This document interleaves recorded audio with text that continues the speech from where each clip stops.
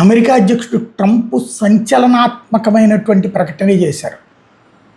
ఒక పక్కన ఈ మధ్యకాలంలో ఇరాన్ మీద దాడి ఆపడం, ఇజ్రాయెల్ మీద దాడి, ఇజ్రాయెల్ అమెరికా కలిసి ఇరాన్ మీద చేసిన దాడులు ఆపడం, ఆ పైన తామే ఇనిషియేటివ్ తీసుకుని కాల్పుల విరమణని ప్రకటించి చర్చలకి పాకిస్తాన్ని ముందు పెట్టి ఖతార్ని ముందు పెట్టి నడిపించడం, పలు దఫాలు చర్చలు, ఆ పైన కాల్పుల విరమణ ఒప్పందం మొన్ననే కంప్లీట్ అయ్యిందని సంతకాలు, అటు పక్కన పెజెష్కియాన్, ఇటు పక్కన అమెరికా అధ్యక్షుడు ట్రంప్ సంతకాలు, ఇక శాంతి వచ్చేసిందని చెప్పడం, అక్కడ ఉన్నట్టు హార్ముజ్ జలసంధి ఓపెన్ చేసేసామని చెప్పడం, ఇరాన్ దిగ్బంధాన్ని మేము ఆపుతున్నామని చెప్పడం, చర్చలు కొనసాగుతాయి, ఇక న్యూక్లియర్ ఇష్యూస్ అని చెప్పడం, ఇదంతా అయిపోయింది.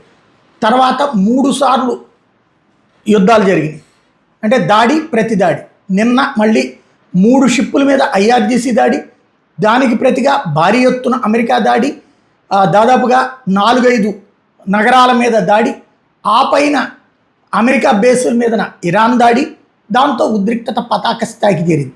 ఈ దశలో మొన్నటికి మళ్ళీ ఇట్లా కాల్పులు 4 రోజులు పోయాక కాల్పుల విరమణని మళ్ళీ ట్రంప్ చెప్తాడులే అనుకుంటే, ఈ దఫా మళ్ళీ చర్చలు ఉండబోవు అని తేల్చేశాడు. ఇది కీలకం, ఇది సంచలనం.